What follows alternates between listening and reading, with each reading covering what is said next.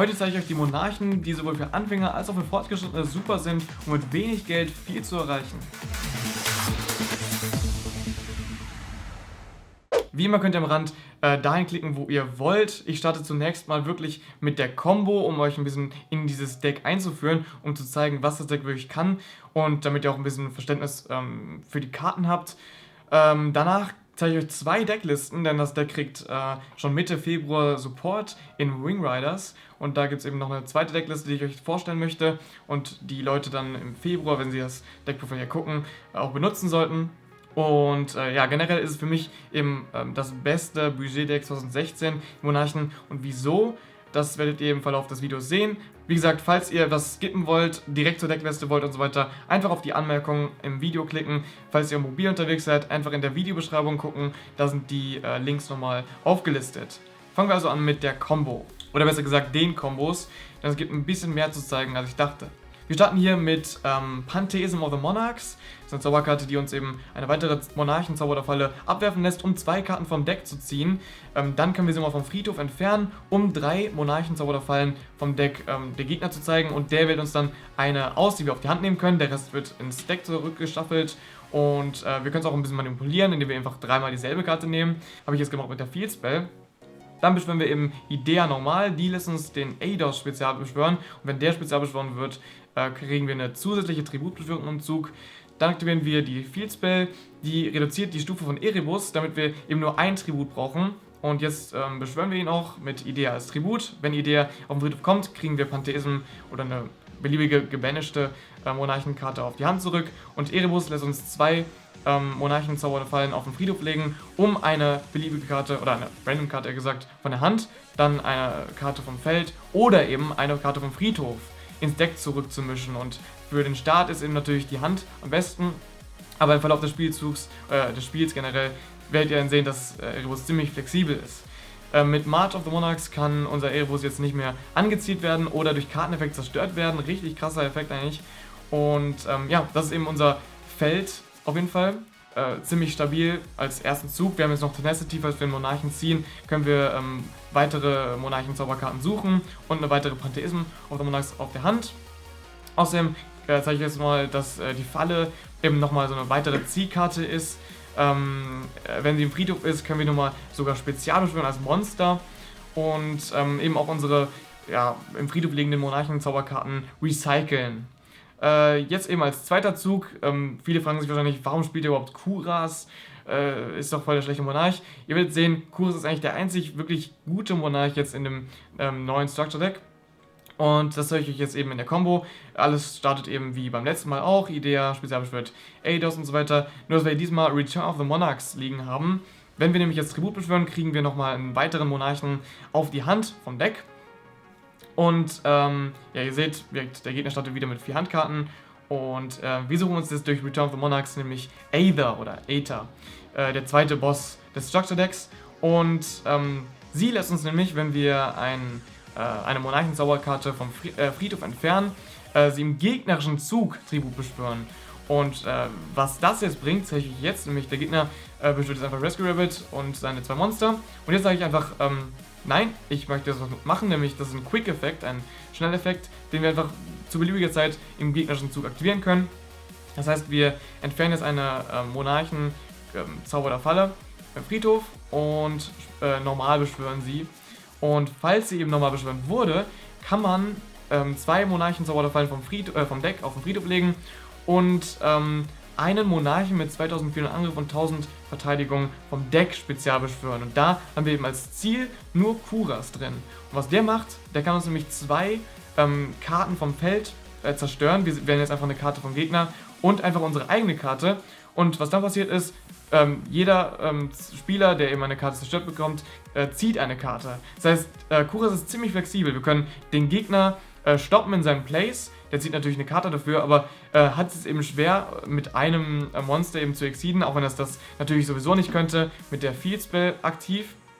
Die verhindert nämlich, dass der Gegner vom Monster vom Extra-Deck spezial beschwört.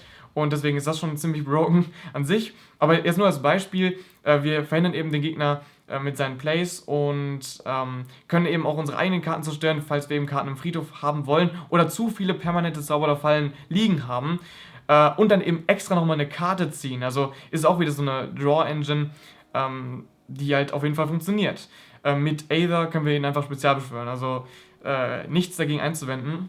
Ich hoffe, ihr habt gesehen, was das Deck jetzt drauf hat. Ziemlich coole erste Züge auf jeden Fall und eben auch darauf aufgelegt, im Endgame immer noch stabil zu sein. Das heißt, viel arbeitet darauf hin, verbannte Karten oder im Friedhof liegende Karten wieder zurück ins Deck zurückzumischen und deswegen recycelt sich das Deck sozusagen immer wieder. Wir haben immer wieder Ressourcen, die wir benutzen können und ja, ein ziemlich stabiles, konstantes Deck. Gehen wir also mal zur Deckliste. Viele haben darauf gewartet. Das ist jetzt meine Version. Ihr könnt immer viel ändern, aber so wie ich das gesehen habe, sind die häufig eben so aufgebaut. Ihr könnt zum Beispiel wählen, welchen Mega-Monarchen ihr spielt. Ich habe mich jetzt für Kaios entschieden. Ist auch gerade der teuerste und für mich eben einer der besten Monarchen, die man wählen kann.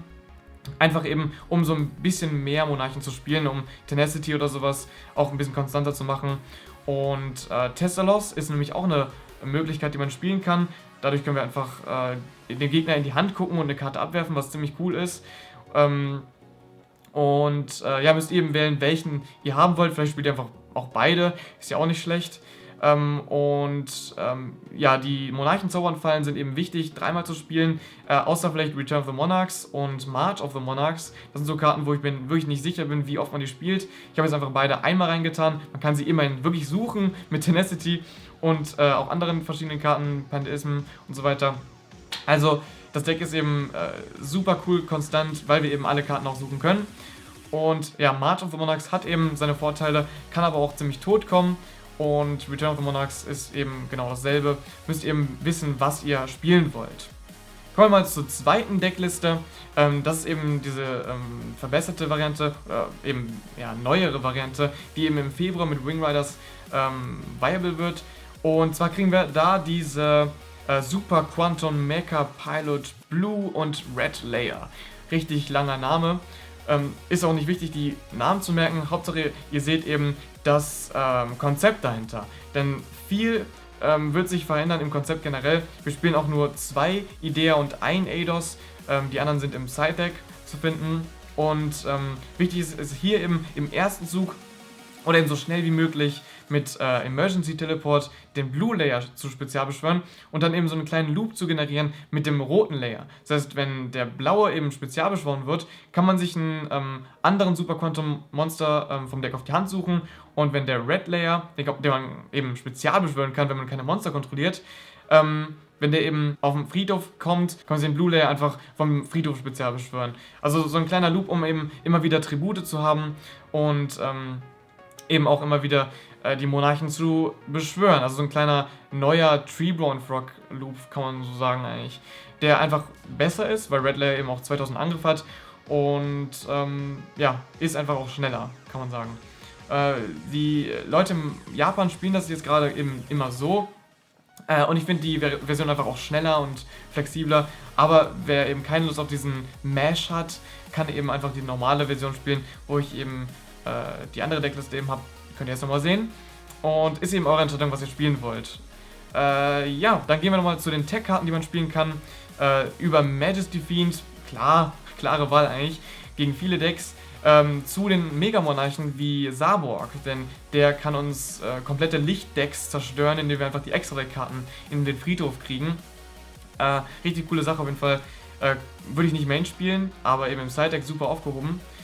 Ja, man kann auch The Monarch's Erupt spielen. Habe ich auch noch keinen gesehen, der es wirklich spielt, aber ist wahrscheinlich eine coole Tech-Karte, um eben Effekte auf dem Feld zu negieren, wenn man tributbeschworene Monster kontrolliert. So ein kleiner Skill-Drain sozusagen für dieses Monarchen-Deck. Super natürlich und vielleicht eben als Tech-Karte gebrauchbar, weiß ich nicht. Ich habe mich jetzt dagegen entschieden, aber vielleicht denkt ihr ja anders. Und dann natürlich sowas wie Ghost Ogre und Snow-Rabbit anstelle von Effekt-Veiler. Klar, wenn man das Geld hat, gut, aber wir reden ja vom Budget-Deck und da tut's Effekt-Veiler natürlich auch als Hand-Trap. Dann ist natürlich noch gut Treacherous Trap Hole. Wir spielen wirklich so gut wie keine Fallen und die Fallen können sich vom Friedhof spezial beschwören, also die The Prime Monarch. Deswegen ist die Condition eben oft erfüllt und wir können einfach mit Treacherous Trap Hole 2 Monster auf dem Feld zerstören, was ziemlich cool ist. Dann ganz wichtig, Fog King, Nebelkönig. Wird wahrscheinlich jetzt auch steigen vom Preis her, weil es eine super schöne Karte ist gegen Mirror Match, also im Mirror Match. Man kann nämlich ein super krasses Monster aufbauen. Man kann 2 Monster tributen und das Monster kriegt dann zusammen die Angriff der tributeten Monster und der Gegner oder generell Karten können eben nicht tributet werden. Das heißt, wenn der liegt, ist man natürlich selber eingeschränkt, aber der Gegner umso mehr. Man hat eben seinen Beatstick liegen und am besten noch mit March of the Monarchs, dann hat der Gegner eigentlich komplett verloren. Also auch so eine klasse Side-Deck-Karte. Dann kommen wir mal zum Meta-Ranking und zum Preis. Der Preis liegt jetzt insgesamt, je nachdem, was ihr wirklich reinklatscht, so bei ca. 50 Euro. Ihr braucht wirklich eigentlich nur das Structure-Deck, einen Kaius, der halt 10 Euro gerade geht und so vielleicht ein paar Side-Deck-Karten und kein Extra-Deck. Ihr wollt kein Extra-Deck haben, das ist das Lustige dabei. Wenn ihr Extra-Deck spielt, dann könnt ihr verschiedene Karten nicht mal aktivieren. Deswegen müsst ihr leider kein Extra-Deck haben. Und das ist ein Nachteil eventuell, weil eben ja, beim Gegner dann sehen könnt, der spielt Monarchen und diese Information könnte eben auch ausschlaggebend sein, ob man als Erster anfängt oder als Zweiter geht und so weiter. Also das ist eben so ein kleiner Nachteil am Deck. Aber das ist auch ein Vorteil, weil ihr eben keine extra Monster kaufen müsst. Also für die Budget-Player unter euch, die freuen sich auf jeden Fall darunter, keine teuren Extra-Karten zu kaufen. Aber ansonsten braucht ihr wirklich nur 3-mal das Structure zu kaufen und dann habt ihr das Deck eigentlich. Deswegen ist es super, super billig. Und im Meta kommt es auch super an, weil wir eben unsere Field Spray haben, die super ist. Das Deck ist super konstant, deswegen, wenn sie eben liegt und man tributbeschworene Monster hat, dann kann der Gegner eben keine Monster vom Extra-Deck spezial beschwören, also auch keine Pendel-Beschwörung, keine Synchro, Exceeds und so weiter. Und das hittet so viele Decks im Meta, ist also im Prinzip dann automatisch ein Anti-Deck gegen das ganze Meta, was konstant ist und eben sowohl Beatstick als auch ja, Late-Game-Potenzial hat und deswegen ein Allrounder im Prinzip ist. Ein Nachteil könnte sein, dass man eben manchmal ein Tributmonster nicht hat, also ein Monster, was man tributen kann, um eben die großen Monster zu beschwören. Das ist eben immer ein Nachteil, wenn man diese hohen Level-Monster spielt. Monarchen sind da eben nicht anders. Aber das Deck arbeitet schon in diese Richtung, dass man eben nicht so viele Monster braucht. Und dass es eben so konstant ist, dass man so viele Tributmonster spielen kann. Also wenn man Tributmonster mag, dann sollte man wirklich Monarchen spielen, weil sie eben diesen Playstyle auch unterstützen. So, genug geredet. Ich denke, euch ist es klar, wie das Deck funktioniert und ihr habt so einen ersten coolen Eindruck gewonnen. Und falls ihr Interesse habt am Deck, könnt ihr mal die Decklisten ausprobieren, die ich gebaut habe. Oder eben die Tech-Karten einbauen, falls euch die gefallen haben. Und da ein bisschen rumexperimentieren. Also wünsche ich euch da viel Spaß. Und wenn euch dieses Overview-Review gefallen hat, dann gebt doch mal einen Daumen nach oben. Jetzt kommen wir nochmal zu dem Meta-Ranking. Wie viele Punkte gebe ich dem Deck jetzt an sich? Und das sind insgesamt 8 von 10, weil es auf jeden Fall eben Potenzial hat für ein ja, Meta-Deck, was 50 Euro kostet, was sich jeder wirklich besorgen könnte, wenn er Yu-Gi-Oh! Spielen möchte und gut eben abschneiden kann. Auch gegen diese teuren Decks wie Pepe, was ja knapp 400 Euro kostet. Also das ist auf jeden Fall eine erschwingliche Variante, um im Meta mitzuhalten. Es ist aber auch nicht ganz so konstant wie Pepe oder hat auch so krasse Kombos oder so viel Potenzial für plus 10 oder sowas kann man es ja machen, das Deck. Aber es hat eben auch die Möglichkeiten, Plus zu generieren und es hat seine Stärken gegenüber Pepe. Und wenn ihr eben mal im Vergleich guckt, im Meta ist es auf jeden Fall super gut, wegen der Field Spell, wegen den Kombos, wegen den Karten, die wir spielen können, Majesty Fiend und so weiter. Einfach so als Tech-Karte, vielleicht sogar im Main-Deck, müsst ihr entscheiden. Auf jeden Fall hat es eben sehr viel Positives und es gibt wirklich wenig zu meckern. Es ist eben eine Budget-Variante und deswegen kann ich kaum 9 Sterne vergeben, aber es ist eben so gut, wie ein Budget-Deck nur sein kann. Also, ja. Das war's von meinem Review und wir sehen uns dann im nächsten Video, hoffe ich, Freitag. Und ja, checkt doch mal das letzte Video aus. Das ist eine kleine Kuribo-Animation gewesen, die ich mal ausprobiert habe. Vielleicht kommt da auch mehr in Zukunft 3D-mäßig, wer weiß. Einfach nur so aus Spaß, eine Animation. Und ja, das war's. Bis dann.